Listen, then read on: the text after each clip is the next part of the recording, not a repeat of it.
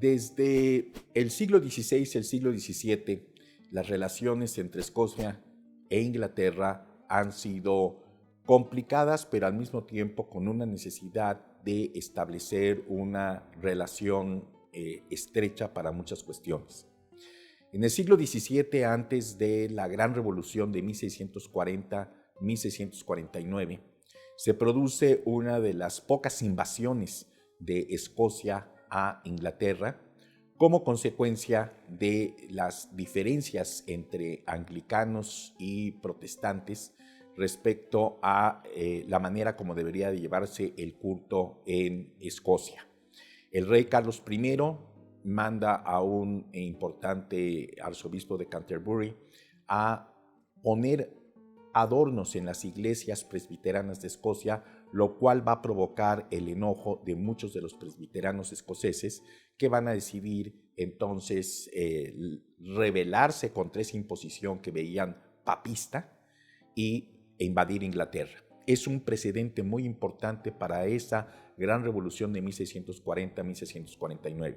Es probable que sin esa intervención de Escocia, esa revolución inglesa del siglo XVII hubiera tenido características muy diferentes. Sin embargo, para principios del siglo XVIII, Escocia se une a Inglaterra y establece esa nueva orden, esa nueva estructura constitucional de un Reino Unido, una monarquía constitucional fundamentada en 4 regiones. Gran Bretaña es una expresión geográfica que se refiere a toda la gran isla que incluye a Inglaterra, a Gales, a Escocia, y del otro lado, en la isla de Irlanda, está Irlanda del Norte, que también pertenece al Reino Unido. Lo que conocemos como la bandera de Inglaterra es de hecho la bandera del Reino Unido, conocida como el Union Jack, que señala esa unión, esa cruz que une todas estas 4 regiones importantes del Reino Unido. Esto quiere decir también que si no hubiera monarquía constitucional, no podría existir el Reino Unido y sería además uno de los elementos que llevarían a la separación no solo de Escocia, sino también de Gales y probablemente de Irlanda del Norte.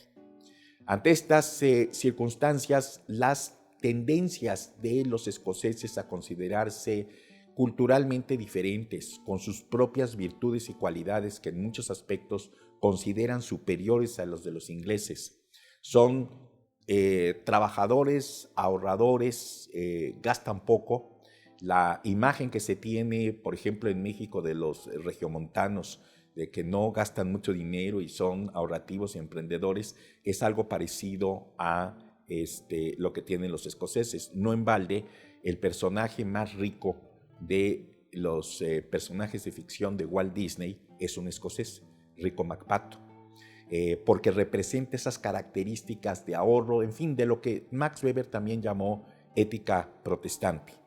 Adam Smith, en La riqueza de las naciones y en los sentimientos morales de la nación, el gran economista escocés, tiene ese tipo de orientación, de preocupación por entender el funcionamiento de una economía política, un clásico del siglo XVIII, y es alguien que también estudió en Inglaterra, estudió en el Balliol College de Oxford, que es el colegio con mayor tradición escocesa en todas las universidades de Oxford y Cambridge. En este tipo de situaciones hay que entender que cuando Escocia se unió a Inglaterra a principios del siglo XVIII, venía de una tradición en donde a lo largo del siglo XVI, a pesar de haber sido protestantes y tener un estilo de frugalidad en su vida cotidiana, Escocia era, sin embargo, un país muy pobre. Su ingreso, su alianza con Inglaterra lo va a hacer sumamente próspera para los siglos XVIII, XIX. Toda la revolución industrial va a tener un efecto muy importante en la transformación de la vida de Escocia, pero antes de su unión con Inglaterra es una región que tiene diferentes dificultades económicas. Su ingreso, su alianza con Inglaterra, que siempre ha sido vista como un matrimonio de conveniencia, no necesariamente de pasiones tórridas y tampoco, hay que decirlo, desde el siglo XVIII han tenido tampoco serias dificultades, pero sí se mantienen diferencias en cuanto a su identidad cultural. No obstante, pues para el siglo XX se van a dar circunstancias muy importantes. El descubrimiento de los yacimientos de petróleo en el Mar del Norte le va a dar a Escocia una posición de relativo privilegio económico, por lo menos así los van a sentir sus habitantes. Nosotros tenemos la principal reserva de petróleo de todo el Reino Unido y una de las principales reservas petroleras de toda Europa Occidental, y esto los llevó a considerar la necesidad en los años 70 de pedir una devolución de poderes. En 1979 la famosa devolution se somete a un referéndum, y aunque en esa ocasión el sí ganó por un ligero margen, no se consideró válida porque el índice de participación fue muy bajo, 40%. Para 1997 se vuelve a hacer otro referéndum en donde lo que se pedía era que Escocia tuviera un parlamento propio, lo cual se les concedió, y que además tuviera facultades fiscales de cobrar impuestos, lo cual no se llevó exactamente en esa dirección, pero se le dieron facultades para cuestiones de autonomía en políticas de salud y algunas otras cosas. Este último movimiento en pro de una separación tiene que ver mucho con una paradoja que se produce en el cambio del siglo XX al siglo XXI. A lo largo de todo el siglo XX nosotros vimos en el mundo, especialmente en Europa, una tendencia a una mayor integración. La Unión Europea, el mercado económico común, la moneda única, Parlamento Europeo, todo eso llevaba a que se mantuviera una posición unitaria sumamente importante en procesos de integración.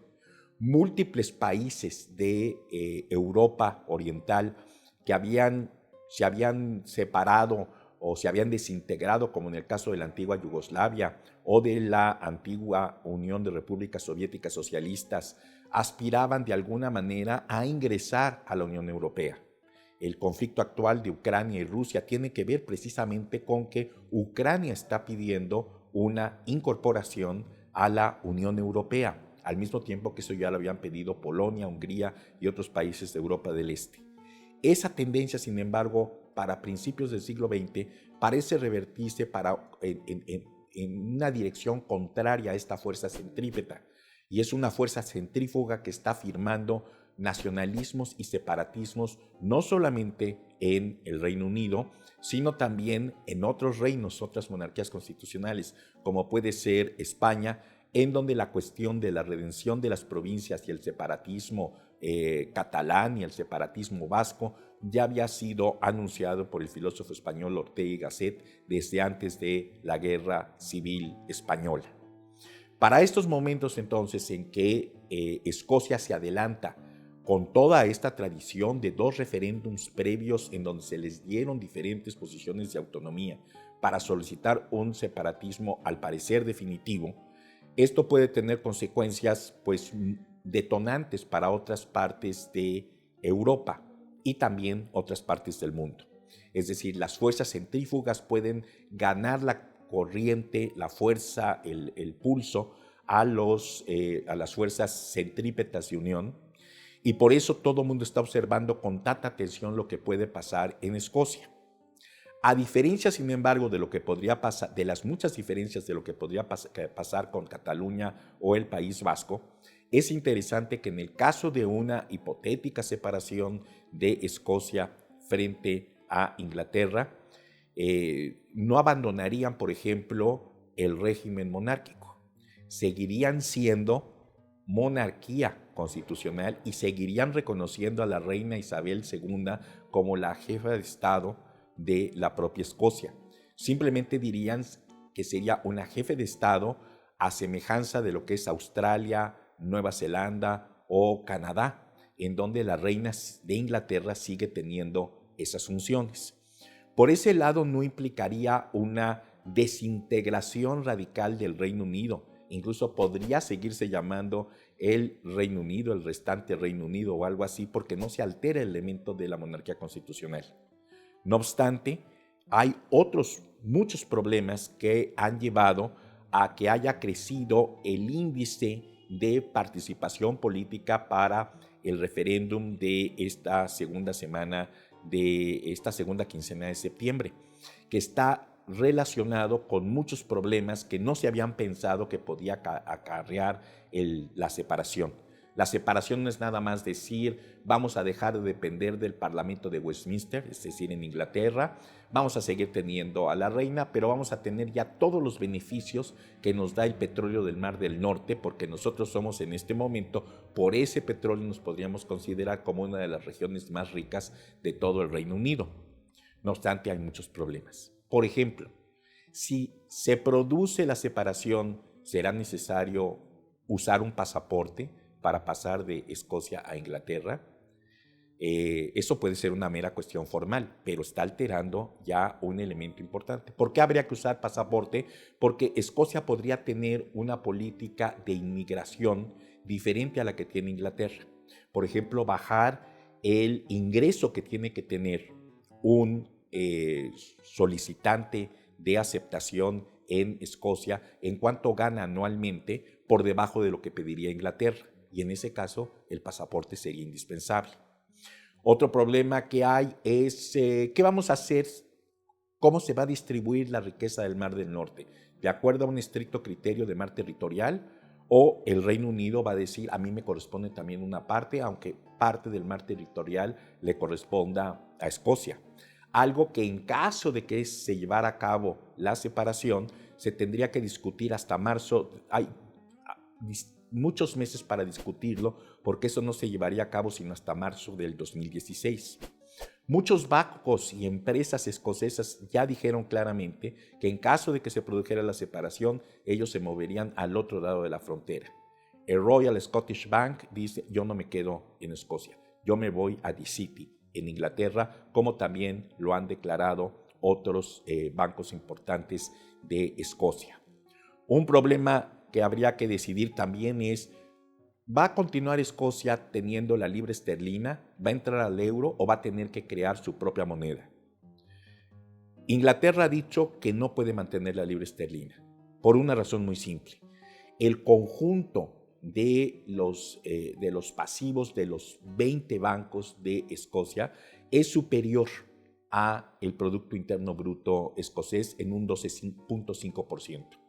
Eso hace que Inglaterra diga esa combinación de bancos con deuda, pero que se tenga que pagar con libras esterlinas sería la ruina para el Reino Unido. Por lo tanto, no podemos aceptar que en caso de que Escocia se independice, mantenga la libra esterlina como su moneda.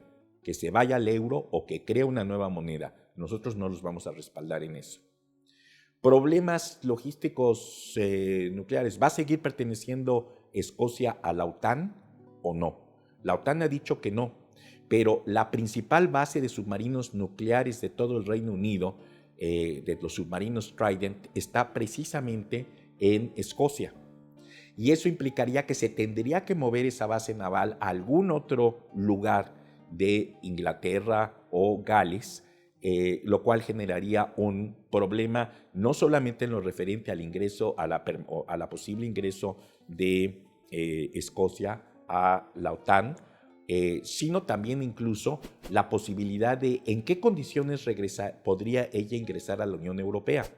Porque si se separa del Reino Unido, entonces el restante Reino Unido, es decir, Inglaterra, Gales e Irlanda del Norte, serían los que tendrían el derecho a seguir teniendo el asiento en la ONU, y no solamente el asiento en la ONU, sino el asiento de Consejo de Seguridad de las Naciones Unidas.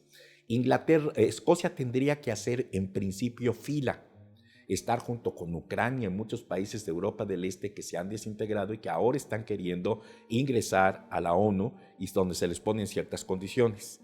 Es cierto que como Escocia tiene adelantados ciertos procesos de autonomía, como su parlamento propio y otras características, podría entrar mucho más rápidamente, brincarse la cola, pero aún así hay un problema con respecto a la cuestión estratégica de defensa militar. Otro elemento que hay es podrían seguir teniendo los escoceses las mismas ventajas de Estado benefactor de los que gozan ahorita en un proceso muy avanzado Inglaterra, Gales y los demás. Es un elemento que es incierto para muchos de los escoceses que están diciendo que no les convendría tener ese proceso de separación. Al mismo tiempo que hay muchos escoceses que han anunciado por elementos de identidad nacionalista basada en deportes o en elementos de películas o de pertenecer al estrellato internacional que están a favor del proceso de separación, hay también otros que están diciendo que en términos económicos, logísticos, etcétera, podría ser un desastre. Y eso es lo que en muy buena medida contribuyó a que las últimas encuestas previas a el referéndum llevado a cabo el jueves 18 de septiembre abrieran un poco más un margen que ya se había cerrado considerablemente. Ante estas condiciones parece ser que el elector escocés consideró bien las cosas y consideró además que un poco en este tipo de situaciones el statu quo es el que manda. Es decir, si es una votación muy cerrada, de todas maneras seguirían perteneciendo a el Reino Unido porque no habría un mandato para aquellos que están queriendo tener una separación. Por el otro lado, un ligero margen de superioridad a favor del sí podría llevar a que se discutieran tantas cosas de aquí a marzo del 2016 que provocaran un separatismo con muchos elementos de vínculo y de unión que tienen que ver con cuestiones financieras, cuestiones de defensa, cuestiones de reparto de la riqueza del petróleo, la forma como se puede medir el PIB, la forma como se asumirían deudas de pasivos de bancos escoceses, y en ese sentido la modificación sería sustantiva, sería una separación no equivalente a la que, por ejemplo, en Cataluña o en el País Vasco se ve prefigurada, donde el vínculo con la monarquía es mucho menos fuerte en España que lo que es en el Reino Unido, donde los españoles no tienen la posibilidad de decir, los catalanes o los vascos no tienen la posibilidad de decir, nos vamos a separar de España, pero vamos a seguir reconociendo al rey español. Eso no existe allá.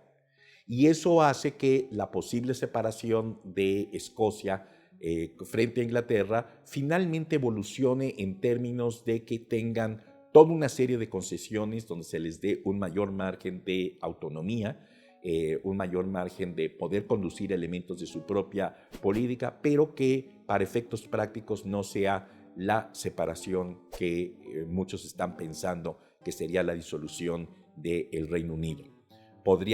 Sin embargo, estarían preparados los caminos para que en el futuro se pudiera dar esa separación que para el año 2016 no se va a dar. En otro aspecto también es importante considerar que no obstante esto, el caso escocés puede ser el detonador, el gatillo que dispare una bala en la dirección de muchas otras tendencias de separación en el resto de Europa y del mundo, a pesar de que en el caso del Reino Unido se llegue, como siempre, a una resolución pragmática. Hay que ver también que las diferencias que pueden tener ingleses y escoceses no se comparan con las que han tenido vascos y catalanes con España. Ha sido una relación mucho más conveniente para todos ellos, y están conscientes muchos de ellos que si en este momento se habla más bien de un divorcio, ese divorcio acabaría perjudicándolos a todos, no que sería perjudicial para el Reino Unido y sería perjudicial para lo que es la propia Escocia. Así que en ese sentido, los elementos del separatismo escocés por el momento se mantendrán en una resolución pragmática a favor de mantenimiento de la unión del Reino Unido, independientemente de los efectos que pueda tener en detonar las fuerzas centrífugas en otras partes de la Unión Europea.